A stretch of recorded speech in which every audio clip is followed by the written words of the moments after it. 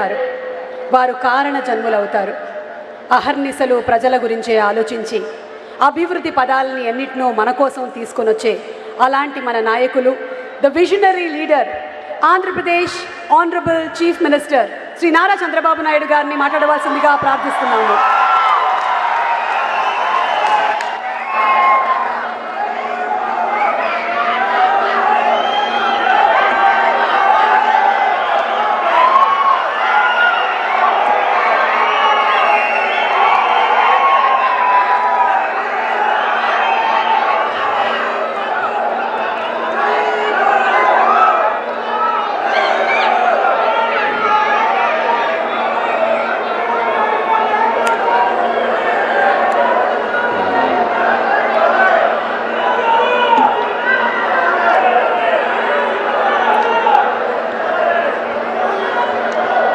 Thank you. గౌరవనీయులు సహచర మంత్రివర్గ సభ్యులు, డిప్యూటీ సీఎం గారు, అదే సమయంలో ఒక పార్టీ అధినేతగా ఉండి ఈ రాష్ట్ర అభివృద్ధి కోసం నిరంతరం పనిచేస్తున్నటువంటి వ్యక్తి మన పవన్ కళ్యాణ్ గారు. ఏమాత్రం డీవియేషన్ లేదు. రాష్ట్రం నష్టపోయింది. అమరజీవి పొట్టి శ్రీరాములు గారి యొక్క స్ఫూర్తితో ఈ రాష్ట్రానికి పూర్వ వైభవం తేవాలనే దీక్షతో నాకు పూర్తిగా సహకరిస్తున్నటువంటి పవన్ కళ్యాణ్ గారికి, అదే మరిగా బీజేపీ రాష్ట్ర అధ్యక్షులు గౌరవనీయులు మొన్నే రాష్ట్రమంతా తిరిగి అన్ని జిల్లాల్లో వాజ్పేయి గారి విగ్రహాలు పెట్టారు. మొన్నే ఇక్కడ కూడా 15 అడుగుల విగ్రహాన్ని ఏర్పాటు చేయించినటువంటి వ్యక్తి మాధవ్ గారు. గౌరవనీయులు ఈ ప్రాజెక్టు రావడానికి గట్టిగా కృషి చేసినటువంటి నారా లోకేష్ గారు, కేంద్ర మంత్రి పెమ్మసాని గారు, గౌరవ శాసనసభ్యులు శ్రావణ్ కుమార్ గారు, సహచర మంత్రివర్గ సభ్యులు నాదెళ్ల మనోహర్ గారు, కందుల దుర్గేశం గారు, సబిత గారు, నారాయణ గారు, టీజీ భరత్ గారు, అదే సమయంలో గౌరవ శాసనసభ్యులు రాజగోపాల్ శ్రీరామ్ గారు, వారి అన్నింటికంటే ముఖ్యంగా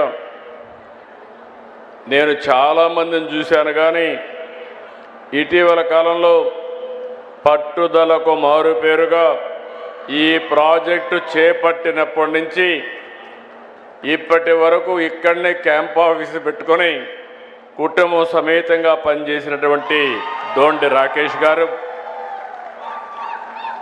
నేను Arya Vysya welfare and development corporation చైర్మన్గా చేస్తే దానికి నిజమైన సార్థకత ఇచ్చారు అలాంటి రాకేష్ని. అదే మరి కుటుంబ సభ్యులైనటువంటి గౌరవనీయులు తంగుడు రేవతి గారు, grand daughter of Potti Sriramulu గారు, శ్రీమతి దేవకి అనురాధ ప్రభాకర్ గారు, మనోరాలైనటువంటి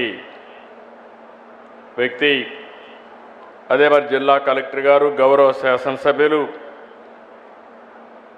బివిఎన్ రావు గారు, ఇలాంటి చాలామంది మిమ్మల్ని చూస్తే నేను ఎప్పుడూ చెప్తా ఉంటాను, స్ఫూర్తికి మారు పేరు త్యాగాలు. ఏదైనా దానం చేయాలంటే మొట్టమొదటి దానాలు చేసే కమ్యూనిటీ ఆర్యవైశ్య సంఘం.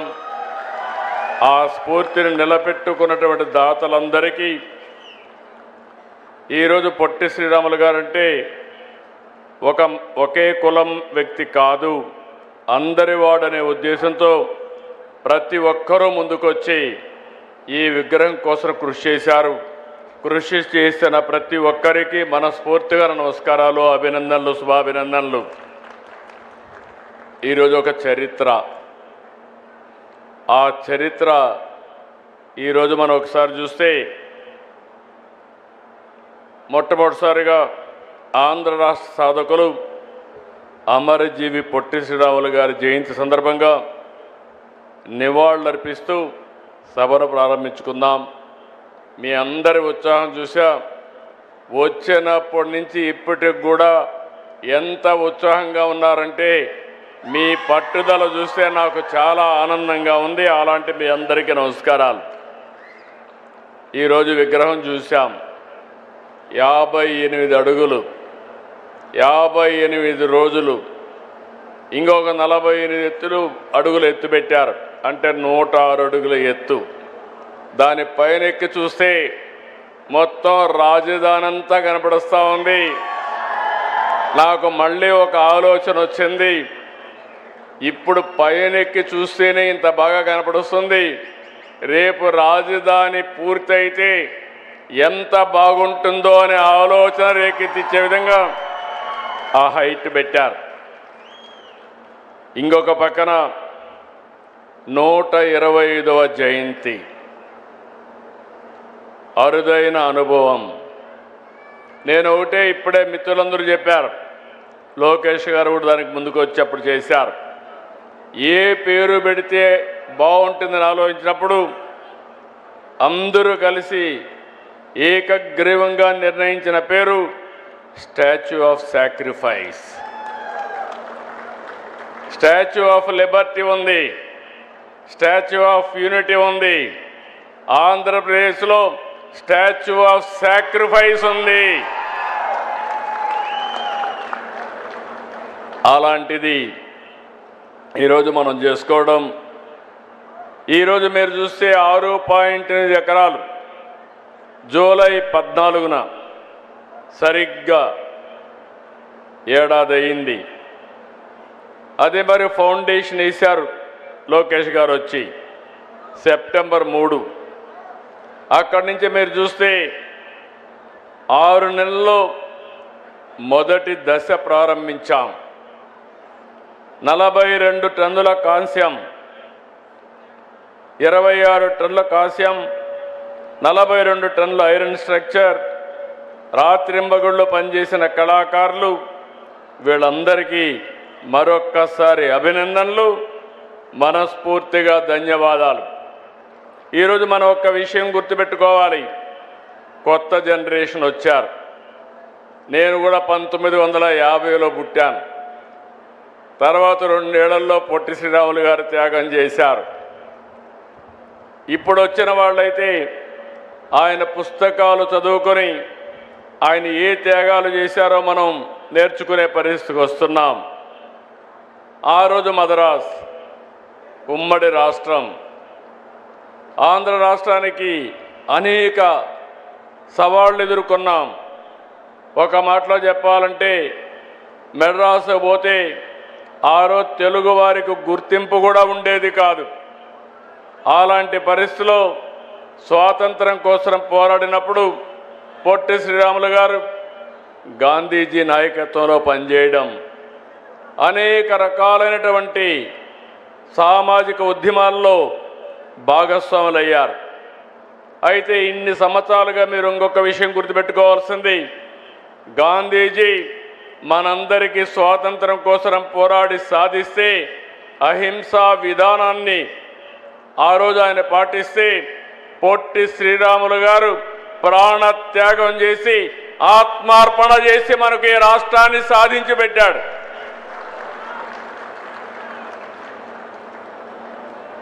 ఎవరు ఊహించలేదు, ఎవరు కూడా సహకరించలేదు. ఓసారి అలాంటి సమయంలో మీరు చూస్తే చాలామంది వ్యక్తులు చెప్పారు, అవన్నీ నేను చెప్పడం లేదు.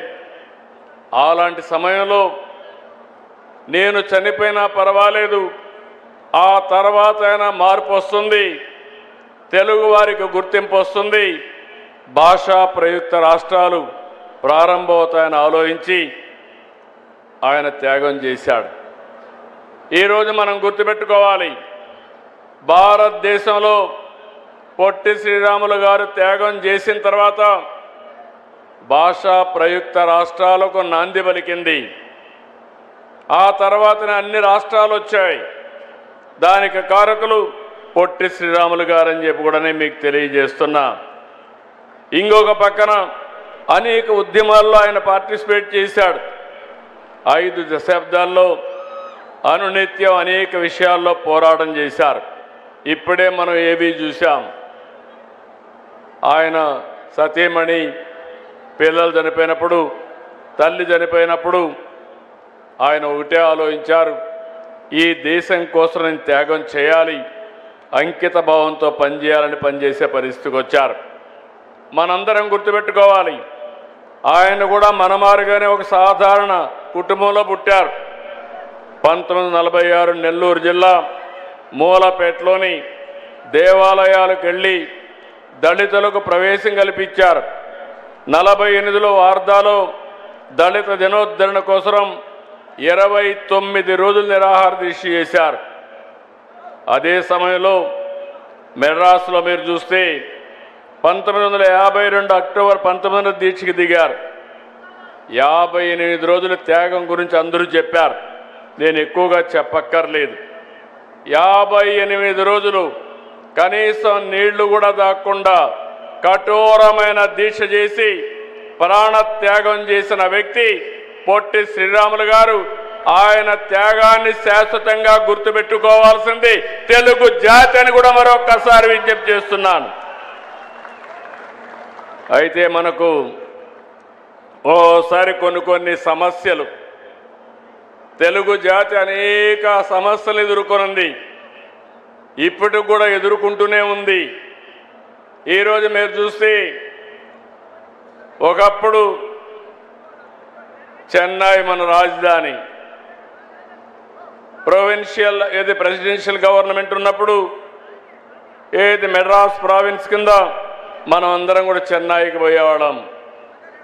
తెలుగు జాతి కూడా అనేక సందర్భాల్లో అనేక విధాలుగా విడిపోయింది, అనేక విధాలుగా కలిసింది, అనేక సమస్యలు కూడా ఫేస్ చేసి ఈరోజు మీరు చూస్తే తెలుగు వారికి 2 రాష్ట్రాలు ఉండేది భారతదేశంలో, ఒకే ఒక జాతికి, అది కూడా తెలుగు జాతికి హైదరాబాద్, తెలంగాణ, ఇక్కడ వచ్చి ఆంధ్రప్రదేశ్. మొట్టమొదటిసారిగా ఆ రోజు కూడా మనం గుర్తుపెట్టుకోవాలి, తెలుగు జాతికి ఒక మాటలో చెప్పాలంటే ఐకమత్యం తక్కువ. ఆ రోజు కూడా మన వాళ్ళు విభేదించారు. ప్రాణ త్యాగం చేసి పొట్టి శ్రీరాములు గారు త్యాగం చేసి తెలుగు భాషా ప్రయుక్త రాష్ట్రాన్ని ఇప్పిస్తే ఎక్కడ పెట్టాలని ఆలోచించి కొంతమంది కర్నూలు, కొంతమంది విజయవాడ, కొంతమంది విశాఖపట్నం, ఫైనల్గా కర్నూలు రాజధానిగా గుంటూరు హైకోర్టు పెట్టి రాజీ ఫార్ములాకు వచ్చారు. ఆ రోజు కూడా ఒకటే ఆలోచించారు, మళ్ళీ హైదరాబాద్ పోతున్నాం, తెలుగు రాష్ట్రం ఒక రాష్ట్రంగా ఉంటుందని ఆలోచించి పెడితే మళ్ళీ 1953 అక్టోబర్ 1న కర్నూలు రాజధాని, 1956 నవంబర్ 1న హైదరాబాద్ రాజధానిగా ఆంధ్రప్రదేశ్ రాష్ట్ర అవతరణ, మళ్ళీ 2014 జూన్ 2న నవ్యాంధ్ర ఆవిర్భావం. ఏ రాష్ట్రం కూడా ఇన్ని సమస్యలు ఫేస్ చేయలేదు. అదే సమయంలో మళ్ళీ ఒకసారి చూస్తే 1924 3 ముక్కలాట, 3 రాజధానులు, అసలు రాజధానే లేకుండా చేసే పరిస్థితికి వచ్చారు. అంటే దీన్ని చూసిన తర్వాత మనందరం గుర్తుపెట్టుకోవాల్సింది 1924 ఈరోజు ఇక్కడ చూస్తున్నాం. నేను ఎప్పుడు ఆలోచిస్తాను, ప్రజా రాజధాని ఈ అమరావతి, దేవతల రాజధాని అమరావతి. దేవతలు ఉండేది అమరావతిలో. ఇక్కడ ఈ కలియుగంలో మనమందరం ఉండబోయేది అమరావతి అని మరొకసారి మీకు గుర్తు చేస్తున్నాను. అలాంటి రాజధానిని ఎన్ని ఆటలాడారంటే చాలా బాధేస్తుంది. శ్మశానం అన్నారు, ఎడారన్నారు, ఇది లాభం లేదన్నారు. ఏదైతే పొట్టి శ్రీరాములు గారి త్యాగాన్ని బిగినింగ్లో గుర్తించలేదో, ప్రాణ త్యాగం చేసిన తర్వాత ఏ విధంగా అయితే గుర్తించారో, ఇక్కడ కూడా ఒక త్యాగం ఉంది. ప్రపంచంలో ఎక్కడా జరగలేదు. 29,000 మంది రైతులు 33,000 ఎకరాలు ఒక్క పైసా తీసుకోకుండా ల్యాండ్ పోలింగ్లో ల్యాండ్ ఇచ్చారంటే అదొక స్ఫూర్తి, ఇదొక చరిత్ర. మన దగ్గర డబ్బులు లేవు. డబ్బులు లేకపోతే అమరావతి కట్టాలి. నేను ఒకటే ఆలోచించాం, అమరావతి కట్టాలంటే డబ్బులు లేనప్పుడు ఏం చేయాలని ఆలోచించినప్పుడు మీలో కూడా కొంతమందికి ఆలోచనలు వస్తూ ఉంటాయి. నాకు కొత్త ఆలోచన వచ్చింది, అదే ల్యాండ్ పూలింగ్. రాజధాని నిర్మాణంలో ప్రజల్ని భాగస్వాములు చేయడం, భాగస్వాములు చేసి తద్వారా వాళ్ళు బాగుపడతారు, రాజధాని కట్టడానికి సులభం అవుతుంది. అందుకే ఆ రోజు నేను ఆలోచించినప్పుడు ఒకటే చెప్పాను, ప్రతి సంవత్సరం మీకు కావలసినటువంటి కొంత డబ్బులు ఆర్థిక సహాయం చేస్తాం. అంటే ఈరోజు మీ ఆదాయాన్ని దృష్టిలో పెట్టుకొని యాన్యుటీ ఇస్తాం. 10 సంవత్సరాల తర్వాత మీరు అమ్ముకుంటే దానివల్ల మీ ఆదాయం పెరుగుతుంది, మీకు కూడా పేరు వస్తుంది, రాజధానికి ఇచ్చేటని చెప్పాం. నేను గర్వపడుతున్నా, మా మాట నమ్మారు. 33,000 ఎకరాలు ల్యాండ్ ఇచ్చారు. ల్యాండ్ ఇచ్చిన దానికి కొన్ని ఇబ్బందులు పాలయ్యారు. 1924 రైతుల పోరాటం అమరావతి చరిత్రలో శాశ్వతంగా ఉంటుందని మరొకసారి మీ అందరికీ విజ్ఞప్తి చేస్తున్నాను. వారికి కూడా పొట్టి శ్రీరాములు గారు కల్లో కనపడి నేను త్యాగం చేశాను, మీరు కూడా పోరాడమని స్ఫూర్తి ఇచ్చి పోరాటం చేయించాడు. ఆ స్ఫూర్తితోనే ముందుకు పోయారు. అందుకే మనం చరిత్రలో మంచిని చెడుని రెండు కూడా గుర్తుపెట్టుకోవాల్సిన అవసరం ఉంది. మళ్ళీ నేను పవన్ కళ్యాణ్ గారు మేము ఆలోచించాం, అనునిత్యం ఒకటి ఆలోచించాం. విధ్వంసం జరిగింది, రాష్ట్రం యొక్క బ్రాండ్ దెబ్బతినింది, తెలుగు జాతి నష్టపోయింది. మళ్ళీ ఏం చేయాలని ఆలోచించి ఒకే మాట మీద నిలబడ్డాం. ఈ రాష్ట్ర పునర్నిర్మాణం కోసమే జనసేన, తెలుగుదేశం, బీజేపీ 3 కలిసి ఎన్డీఏ కూటమి పెట్టుకున్నాం. ఆ కూటమి 21 నెలలు మంచి ఫలితాలు వచ్చాయి. ఈరోజు మీరు చూస్తున్నారు, ఎక్కడికక్కడ సంక్షేమ కార్యక్రమాలు చేపట్టాం, అభివృద్ధి కార్యక్రమాలు చేశాం. పోలవరం ఆంధ్రప్రదేశ్కు జీవనాడి. పోలవరం పూర్తయితే మన జీవితాలు బాగుపడతాయి. అలాంటి పోలవరం ప్రాజెక్ట్ని విధ్వంసం చేసే పరిస్థితికి వచ్చారు. డయాఫామ్ వాల్ని గోదావరిలో కలిపేసే పరిస్థితికి వచ్చారు. 440 కోట్లతో పూర్తయిన పోలవరానికి మళ్ళీ మీరు చూస్తే 1000 కోట్ల రూపాయలు ఖర్చు పెట్టి పేర్లలుగా డయాఫామ్ కొత్తది కట్టే పరిస్థితికి వచ్చాం.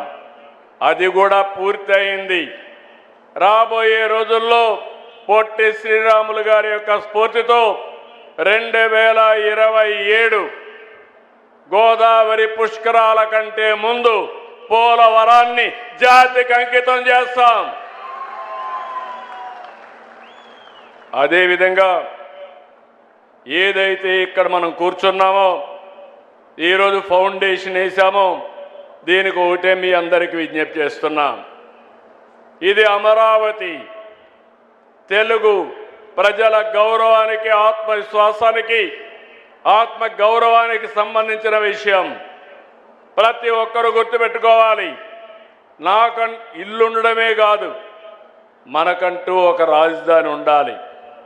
అప్పుడే ఎక్కడికైనా వెళ్తే ఏది నీ రాజధాని అంటే గౌరవంగా సగర్వంగా అమరావతి నా రాజధానిని చెప్పే పరిస్థితి తీసుకొస్తాం. అలాంటి రాజధానిని నిర్మాణం చేయడం 3 సంవత్సరాల్లో మీరే చూస్తారు. ఒక స్థాయికి తీసుకొస్తాం. అదే సమయంలో ఇంకొక విషయం కూడా మీరు గుర్తుపెట్టుకోవాల్సిన, రాష్ట్రంలో ప్రతి ఒక్కరూ గుర్తుపెట్టుకోవాలి.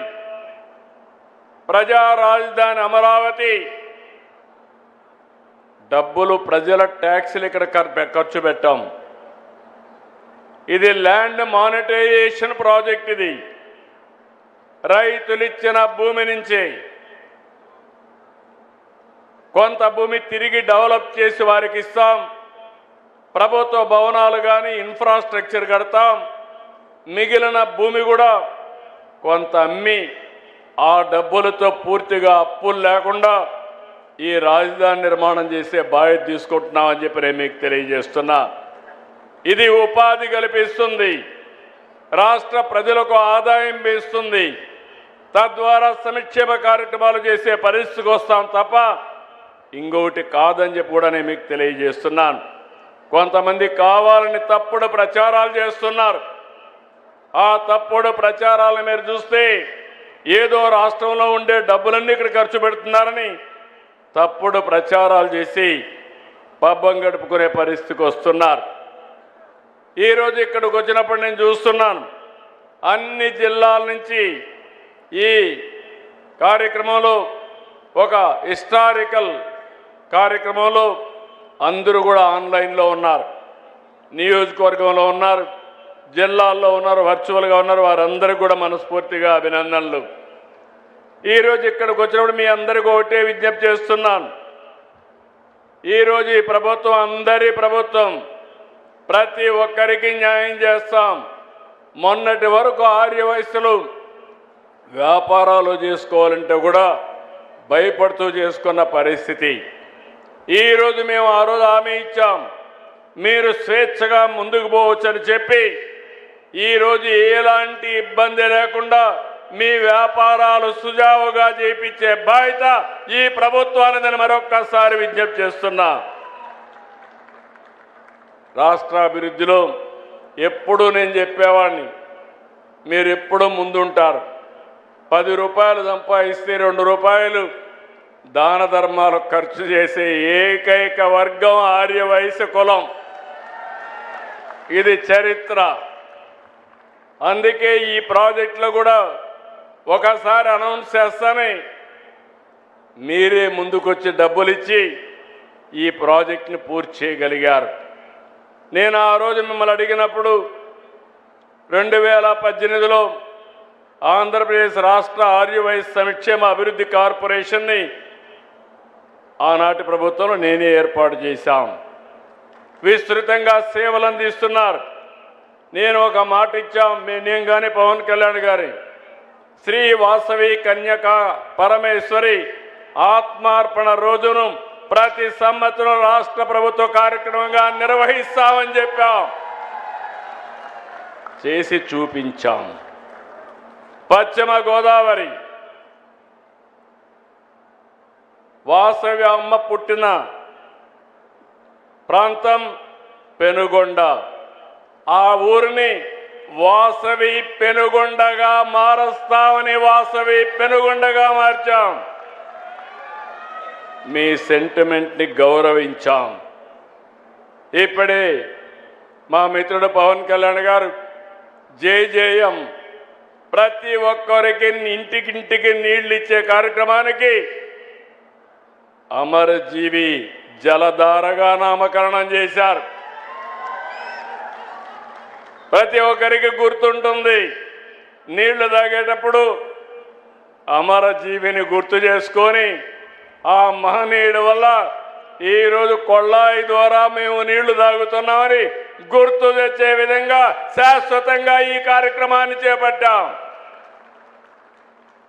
ఇంకొక పక్క మొన్నే ఒక రిక్వెస్ట్ చేశారు, ఆర్య వయసుల్లో వివిధ నేములు పెట్టి కొంత ఇబ్బంది, కోమటి, గుప్తా, వైశ్య, శెట్టి అని ఉన్నాయి.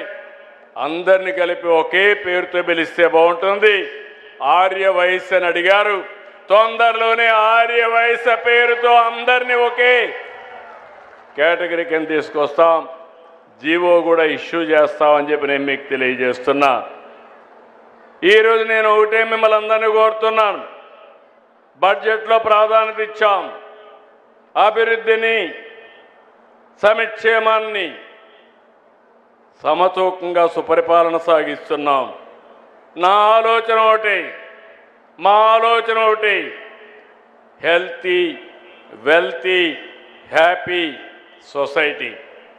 ఆంధ్రప్రదేశ్ రాష్ట్రంలో అందరూ ఆరోగ్యంగా ఉండాలి, ఆనందంగా ఉండాలి, ఆదాయాన్ని కూడా సంపాదించే పరిస్థితి రావాలి, అందరి జీవన ప్రమాణాలు మెరుగుపడాలి. అలాంటి చేయగలిగినప్పుడు, అందరికీ న్యాయం చేయగలిగినప్పుడు పొట్టి శ్రీరాములు గారికి నిజమైన నివాళులు మనం అర్పించినట్టు అవుతుంది. దానికోసం మేము పనిచేస్తామని చెప్పి కూడా నేను మీకు తెలియజేస్తున్నా. నేను ఒకటే ఈ సందర్భంగా అందరికీ విజ్ఞప్తి చేస్తున్నాను. ఈరోజు మీరు చూస్తున్నారు, యుద్ధాలు జరుగుతున్నాయి. దీనివల్ల కొన్ని సమస్యలు వస్తాయి. అయినప్పటికీ మన ప్రధానమంత్రి నరేంద్ర మోడీ గారు చాలా సమర్థవంతంగా ఇబ్బందులు తగ్గించడానికి అన్ని చర్యలు తీసుకుంటున్నారు. ఓసారి ఇది మన చేతుల్లో లేదు. ప్రపంచం మొత్తం మీరు చూస్తే మొత్తం అతలాకుతలమయ్యే పరిస్థితి వచ్చింది. ఎక్కడికక్కడ సప్లై చైన్ అంతా కూడా డిస్టర్బ్ అయింది. దీనివల్ల వంట గ్యాస్ కానీ, అదే మరి మనం పండించే పంటలు కానీ, చేసే ఉత్పత్తులు కానీ అంతర్జాతీయ మార్కెట్లోకి అమ్మలేకపోతున్నాం. ఇలాంటప్పుడు కొన్ని ఇబ్బందులు వస్తాయి. రేపు రాబోయే రోజుల్లో యుద్ధం తర్వాత కూడా దీని పరిణామాలు ఉంటాయి. అయితే నేను రాష్ట్రంలో ఉండే మీ అందరికీ ఒకటే విజ్ఞప్తి చేస్తున్నాను. ఈరోజు పొట్టి శ్రీరాములు గారు త్యాగం చేశారు. ఆయన బలిదానమే, ఆయన యొక్క ఆత్మార్పణే ఈరోజు మనమందరం కూడా తెలుగు మాట్లాడేవాళ్ళం ఒక రాష్ట్రంగా ఏర్పడ్డాం. అదే సమయంలో మనలో కూడా ఒక ఆలోచన రావాలి. మనం చేసే ప్రతి ఒక్క పని కూడా రాబోయే రోజుల్లో మంచి ఫలితాలు ఇచ్చే విధంగా మనం పనిచేయాల్సిన అవసరం ఉంది. ఈరోజు ప్రపంచమంతా కూడా యుద్ధం జరిగినప్పుడు, అనేక సమస్యలు వచ్చినప్పుడు మనం కృంగిపోతే నష్టపోతాం. అదే సమయంలో సరైన నిర్ణయాలు తీసుకోకపోతే తీవ్రంగా నష్టపోతాం. మన చేతుల్లో ఉండే నిర్ణయాలన్నీ మనం తీసుకుందాం. మేము ప్రభుత్వం కూడా సమీక్షలు చేస్తాం, ఎప్పటికప్పుడు మీకు గైడెన్స్ ఇస్తాం. ఈరోజు అవన్నీ చేస్తున్నాయి. ఇలాంటి కష్టకాలంలో సమిష్టిగా స్ఫూర్తిదాయకంగా ముందుకు పోయి మనం పనిచేయగలిగితే రాబోయే రోజుల్లో దీనికి మెరుగైన ఫలితాలు వస్తాయని చెప్పి కూడా నేను మీకు తెలియజేస్తున్నా. అందుకే మనం అందరం ఎప్పటికప్పుడు గుర్తుపెట్టుకోవాల్సింది, ఇలాంటి మహనీయులందరూ ఎన్నో త్యాగాలు చేశారు. దేనికోసం త్యాగాలు చేశారని మనం ఆలోచిస్తే జాతి కోసం త్యాగాలు చేశారు. మనమందరం ఆలోచించాల్సింది, అలాంటి త్యాగాలు నిరంతరం ముందుకు పోవాలంటే జాతి కూడా గుర్తుపెట్టుకొని ఏ సమయంలో ఏ విధంగా యాక్ట్ చేయాలనో ఆ విధంగా యాక్ట్ చేయాల్సిన అవసరం ఉంది. నేను ఒకటే హామీ ఇస్తున్నాను, నాకెప్పుడు గుర్తుంటుంది, అమరజీవి పొట్టి శ్రీరాములు గారు త్యాగ ఫలితం ఈరోజు ఆంధ్ర రాష్ట్రం భాషా ప్రయుక్త రాష్ట్రం మనకు వచ్చింది. మొన్నటి వరకు ఒకసారి మీరు చూస్తే ఎన్టీ రామారావు గారు తెలుగుదేశం పార్టీ పెట్టే వరకు తెలుగు వారికి గుర్తింపు లేదు. ఈరోజు ప్రపంచం మొత్తం తెలుగు జాతికి గుర్తింపు తెచ్చిన వ్యక్తి నందమూరి తారక రామారావు గారు. ఈరోజు మళ్ళీ మిమ్మల్ని కోరుతున్నా, మనమందరం గట్టిగా పనిచేద్దాం. సమస్యలు వస్తాయి, అప్పుడప్పుడు కొన్ని మన చేతుల్లో ఉండేవి ఉంటాయి, కొన్ని బయట యొక్క పరిస్థితులు కూడా వస్తూ ఉంటాయి. బయట ప్రభావమే ఈరోజు యుద్ధం కానీ దీని పరిణామాలు ఇలాంటివి వచ్చినప్పుడు సమర్థవంతంగా ఎదుర్కోగలిగితే భవిష్యత్తు బాగుంటుంది. అందుకే నేను పిలిపిస్తున్నా. నా ఆలోచన ఒకటే, మా మిత్రుడు పవన్ కళ్యాణ్ గారి అదే మరిగా మన ప్రధానమంత్రి నరేంద్ర మోడీ గారు ఆయన ఒకటే ఆలోచిస్తున్నారు. వికసిత్ భారత్ 2047 భారతదేశం ప్రపంచంలోనే నెంబర్ 1 దేశంగా ఉండాలనేది ప్రధానమంత్రి యొక్క ఆలోచన. మా ఆలోచన భారతదేశాన్ని మొదటిగా స్థానం నిలబెడుతూనే తెలుగు జాతి ఆంధ్రప్రదేశ్ రాష్ట్రం భారతదేశంలోనే నెంబర్ 1 స్టేట్గా ఉండాలనేది మా ఆకాంక్ష. అప్పుడే మనం పొట్టి శ్రీరాములు గారికి నిజమైన నివాళులు అర్పించిన వాళ్ళు అవుతాం. ఆయన యొక్క వారసత్వానికి సార్థకత వస్తుంది. దీనికి మీరందరూ కూడా కృషి చేయాలని మరొక్కసారి కోరుకుంటూ, ఇలాంటి ఒక హిస్టారికల్ సంఘటనలో మనం అందరం భాగస్వాములు కావడం ఇది ఒక చరిత్ర. ఆయన చనిపోయినప్పుడు నేను 2 సంవత్సరాలు ఉన్నా, అప్పుడే పుట్టా. పవన్ కళ్యాణ్ గారు అప్పటికి పుట్టుండరు, కానీ చాలామంది వేదిక పైన పుట్టుండరు. కానీ ఈరోజు ఆయన విగ్రహం పెట్టడంలో, ఆయన స్ఫూర్తిని ముందుకు తీసుకుపోవడంలో మనందరం భాగస్వాములయ్యాం. ఇది మన పూర్వ జన్మ సుకృతంగా భావిస్తూ మరొక్కసారి మీ అందరికీ పేరు పేరున మనస్ఫూర్తిగా అభినందనలు, ధన్యవాదాలు. గట్టిగా చెప్పండి. అమర జీవి అంటే జోహార్ జోహార్, జోహార్ జోహార్, జోహార్ జోహార్, జోహార్ జోహార్.